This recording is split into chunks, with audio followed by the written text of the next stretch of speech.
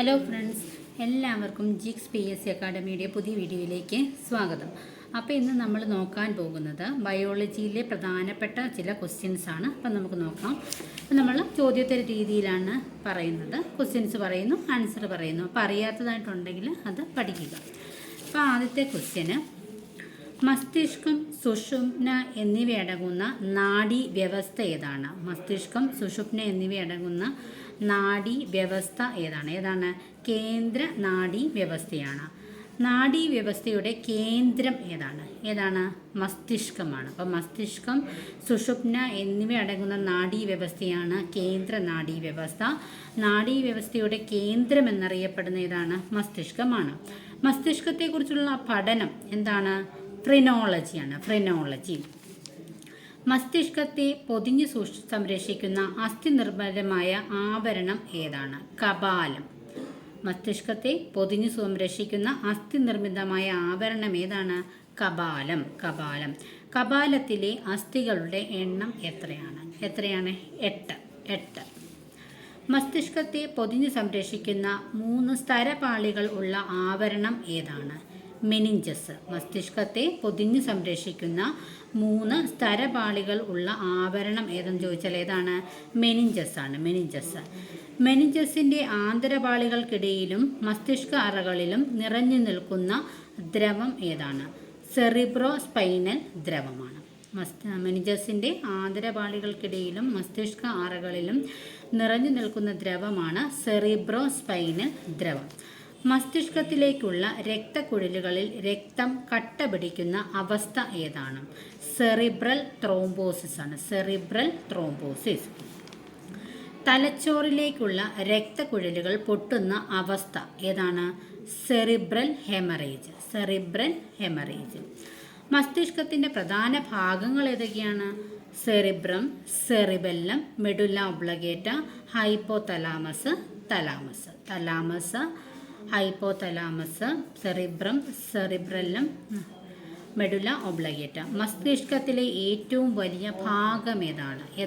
സെറിബ്രമാണ്. മസ്തിഷ്കത്തിലെ ഏറ്റവും വലിയ ഭാഗമാണ് സെറിബ്രം. ഐച്ഛിക പ്രവർത്തനങ്ങളെ നിയന്ത്രിക്കുന്ന തലച്ചോറിലെ ഭാഗം എന്ന് ചോദിച്ചാലും അതിനുത്തരം ഏതാണ്? സെറിബ്രമാണ്. ഭാവന, ചിന്ത, ഓർമ്മ, ബുദ്ധി എന്നിവയുമായി ബന്ധപ്പെട്ട മസ്തിഷ്കത്തിലെ ഭാഗം ഏതാണ്? സെറിബ്രമാണ്. സെറിബ്രത്തിലെ 2 അർദ്ധഭാഗങ്ങളെയും തമ്മിൽ ബന്ധിപ്പിക്കുന്ന നാഡീതന്തുക്കളാണേത്? Corpus callosum. സംസാരശേഷിയുമായി ബന്ധപ്പെട്ട സെറിബ്രത്തിലെ ഭാഗം ഏതാണ്? Broca's area. പരിചയമുള്ള വസ്തുക്കളുടെ പേര് കേൾക്കുമ്പോൾ നമുക്കതിൻ്റെ ചിത്രം മനസ്സിൽ തെളിയുമല്ലോ. അപ്പോൾ ആ ഒരു സെറിബ്രത്തിലെ ഭാഗമാണേത്? Wernicke's area. മസ്തിഷ്കത്തിലെ രണ്ടാമത്തെ വലിയ ഭാഗം ഏതാണ്? രണ്ടാമത്തെ വലിയ ഭാഗം സെറിബെല്ലമാണ്. നമ്മുടെ പെരിഫറൽ നാഡീ വ്യവസ്ഥയാണ് അടുത്തത്. 12 ജോഡി ശിരോനാഡികളും 31 ജോഡി സുഷുമ്ന നാഡികളും ചേർന്ന നാഡീ വ്യവസ്ഥയാണേത്? പെരിഫറൽ നാഡീ വ്യവസ്ഥ. ലിറ്റിൽ ബ്രെയിൻ എന്നറിയപ്പെടുന്ന മസ്തിഷ്കത്തിലെ ഭാഗം ഏതാണ്? മസ്തിഷ്കത്തിലെ ഭാഗമാണ് സെറിബെല്ലം. സെറിബ്രത്തിന് പിന്നിൽ താഴെ 2 ദളങ്ങളായി കാണപ്പെടുന്ന ഭാഗമാണ് ഏത്? സെറിബെല്ലം. ശരീരത്തിൻ്റെ തുലനാവസ്ഥ നിയന്ത്രിക്കുന്ന ഭാഗം ഏതാണ്? സെറിബ്രമാണോ സെറിബെല്ലമാണോ? സെറിബെല്ലമാണ്. ശരീരത്തിൻ്റെ തുലനാവസ്ഥ നിയന്ത്രിക്കുന്ന ഭാഗമാണേത്? സെറിബെല്ലം. പേശി പ്രവർത്തനങ്ങളെ ഏകോപിപ്പിക്കുന്ന മസ്തിഷ്ക ഭാഗം ഏതാണ്? സെറിബെല്ലമാണ്. പേശി പ്രവർത്തനത്തിനെ ഏകോപിപ്പിക്കുന്ന മസ്തിഷ്ക ഭാഗം ഏതാണ്? സെറിബെല്ലമാണ്. മദ്യം ബാധിക്കുന്ന മസ്തിഷ്ക ഭാഗം ഏതാണ്? സെറിബെല്ലമാണ്. മദ്യം ബാധിക്കുന്ന മസ്തിഷ്ക ഭാഗമാണ് സെറിബെല്ലം. മനുഷ്യ ശരീരത്തിലെ റിലേ സ്റ്റേഷൻ എന്നറിയപ്പെടുന്ന ഭാഗം ഏതാണ്? തലാമസ് ആണ്. മനുഷ്യ ശരീരത്തിലെ റിലേ സ്റ്റേഷൻ എന്നറിയപ്പെടുന്ന ഭാഗം ഏതാണ്? തലാമസ്. വേദന സംഹാരികൾ പ്രവർത്തിക്കുന്ന തലച്ചോറിലെ ഭാഗം ഏതാണ്? തലാമസ് ആണ്. വേദന സംഹാരികൾ പ്രവർത്തിക്കുന്ന തലച്ചോറിലെ ഭാഗം ഏതെന്ന് ചോദിച്ചാൽ അതിനുത്തരം തലാമസ് ആണ്. ശരീരത്തിൻ്റെ വിവിധ ഭാഗങ്ങളിൽ നിന്നുള്ള ആവേഗങ്ങളെ പരിശോധിച്ചു പ്രാധാന്യമുള്ളവ സെറിബ്രത്തിലേക്ക് അയക്കുന്ന ഭാഗവും ഏതാണ്? തലാമസ് ആണ്. മനുഷ്യ ശരീരത്തിലെ അനൈച്ഛിക പ്രവർത്തനങ്ങളെ നിയന്ത്രിക്കുന്ന ഭാഗം ഏതാണ് മെഡുല ഒബ്ലഗേറ്റ. മനുഷ്യ ശരീരത്തിലെ അനൈച്ഛിക പ്രവർത്തനങ്ങളെ നിയന്ത്രിക്കുന്ന ഭാഗം ഏതാണ്? മെഡുല ഒബ്ലഗേറ്റ. ഹൃദയസ്പന്ദനം, ശ്വാസോച്ഛ്വാസം എന്നിവ നിയന്ത്രിക്കുന്ന ഭാഗം ഏതാണ്? മെഡുല ഒബ്ലഗേറ്റ. ആന്തര സമസ്ഥിതി പരിപാലനത്തിന് പ്രധാന പങ്കുവഹിക്കുന്ന ഭാഗമാണ് ഹൈപ്പോതലാമസ്. ആന്തര സമസ്ഥിതി പരിപാലനത്തിന് പ്രധാന പങ്ക് വഹിക്കുന്ന ഭാഗം ഏതാണ്? ഹൈപ്പോതലാമസ്. ശരീര ഊഷ്മാവ്, നമ്മുടെ ശരീരത്തിലെ ഊഷ്മാവ് നിയന്ത്രിക്കുന്ന ഭാഗം എന്ന് ചോദിച്ചാൽ അതിനുത്തരം ഹൈപ്പോതലാമസ്. രക്തഘടകങ്ങളുടെ സാധാരണ സ്ഥിതി നിലനിർത്തുന്ന ഭാഗം ഏതാണ്? ഹൈപ്പോതലാമസ് ആണ്. രക്തഘടകങ്ങളുടെ സാധാരണ സ്ഥിതി നിലനിർത്തുന്ന ഭാഗം ഏതാണ്? ഹൈപ്പോതലാമസ്. ഓക്കെ ആണല്ലോ. ഇനി കുറച്ച് രോഗങ്ങളുമായിട്ട് ബന്ധപ്പെട്ടിട്ടുള്ള ക്വസ്റ്റ്യൻസിലേക്ക് പോകാം. എലിപ്പനിക്ക് കാരണമായ സൂക്ഷ്മജീവി ഏതാണ്? ബാക്ടീരിയയാണ്, ലെപ്റ്റോസ്പൈറ. ബാക്ടീരിയ പെരുകുന്ന പ്രക്രിയ ഏതു പേരിലറിയപ്പെടുന്നു? ദ്വിവിഭജനം. മൂക്ക്, തൊണ്ട എന്നിവിടങ്ങളിലെ ശ്ലേഷ്മതരത്തെ ബാധിക്കുന്ന ഒരു രോഗമാണേത്? ഡിഫ്തീരിയ. ഡിഫ്തീരിയയ്ക്ക് കാരണമായ ബാക്ടീരിയ ഏത്? കോറിനി ബാക്ടീരിയം ഡിഫ്തീരിയേ.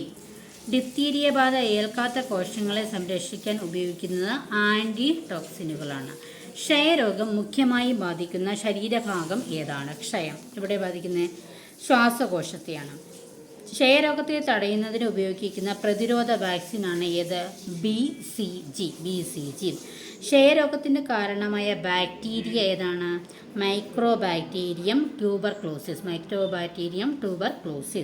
ക്ഷയരോഗത്തിൻ്റെ മുഖ്യ ലക്ഷണങ്ങൾ ഏതൊക്കെയാണ്? നമ്മുടെ ശരീരത്തിന് ഭാരക്കുറവ് അനുഭവപ്പെടുന്നു, ക്ഷീണം, സ്ഥിരമായിട്ടുള്ള ചുമ, പനി തുടങ്ങിയവയ്ക്കാണ്. കോളറ, ടൈഫോയിഡ് എന്നിവ പകരുന്നത് എങ്ങനെയാണ്? ഇതിലൂടെയാണ് പകരുന്നത്? മലിനജലത്തിലൂടെയാണ് പകരുന്നത്. ആന്ത്രാക്സ് പൊതുവെ പകരുന്നത് ഇതുവഴിയാണ്? ജന്തുക്കളിലൂടെയാണ്. ഓക്കെ.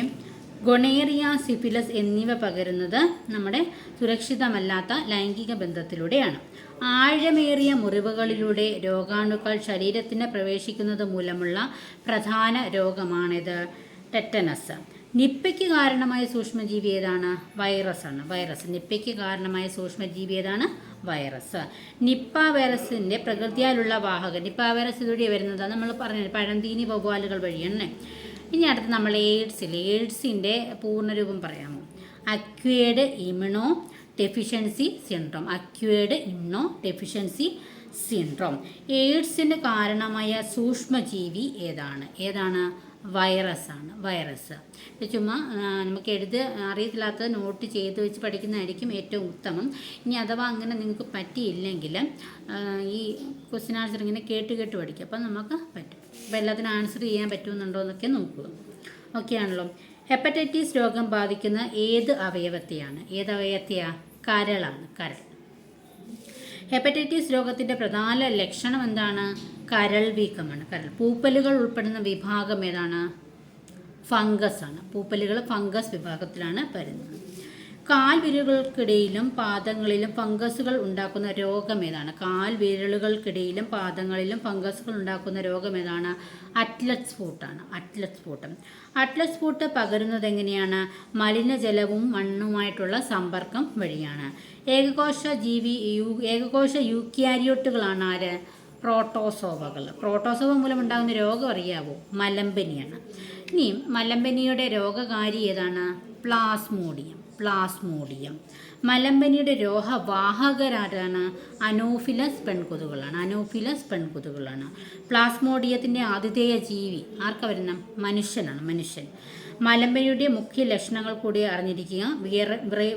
വിറയലോട് കൂടിയ പനിയും പിന്നെ അതുപോലെ തന്നെ അമിതമായിട്ടുള്ള വിയർപ്പും ഒക്കെയാണല്ലോ. അപ്പം പിന്നെ പറഞ്ഞത് 12 ജോഡി ശിരോനാഡികളും 31 ജോഡി സുഷുമ്ന നാഡികളും ചേർന്ന നാഡീവ്യവസ്ഥയാണ് പെരിഫറൽ നാഡീവ്യവസ്ഥ എന്ന് പറഞ്ഞു. അപ്പോൾ കുറേ രോഗങ്ങളുമായിട്ടുള്ള ക്വസ്റ്റ്യൻസും അതുപോലെ തന്നെ നമ്മുടെ മസ്തിഷ്കത്തിലെ കുറേ ഇമ്പോർട്ടൻ്റ് ആയിട്ടുള്ള ക്വസ്റ്റ്യൻസുമാണ് നോക്കിയത് അല്ലേ. ഇതിനെല്ലാം തന്നെ വേദനസംഹാരികളൊക്കെ പ്രവർത്തിക്കുന്ന തലച്ചോറിലെ ഭാഗം ഏതായിരുന്നു? തലാമസ്. ഓർക്കുന്നുണ്ടോ? കപാലത്തിലെ അസ്ഥികളുടെ എണ്ണം എത്രയാണ്? 8. അപ്പം ഇതിലെല്ലാം തന്നെ വളരെയധികം ഇമ്പോർട്ടൻ്റ് ആണ്. മിക്കതും മിക്കതെന്നല്ല, ഓൾമോസ്റ്റ് എല്ലാം തന്നെ പരീക്ഷയിൽ ചോദിച്ചിട്ടുള്ള തിരഞ്ഞെടുത്ത ചോദ്യങ്ങളാണ്. അപ്പോൾ എല്ലാം നല്ല രീതിയിൽ പഠിക്കുക, പരീക്ഷ ക്രാക്ക് ചെയ്യുക. നെക്സ്റ്റ് വീഡിയോയിൽ കാണാം. അപ്പോൾ എല്ലാവർക്കും ബൈ.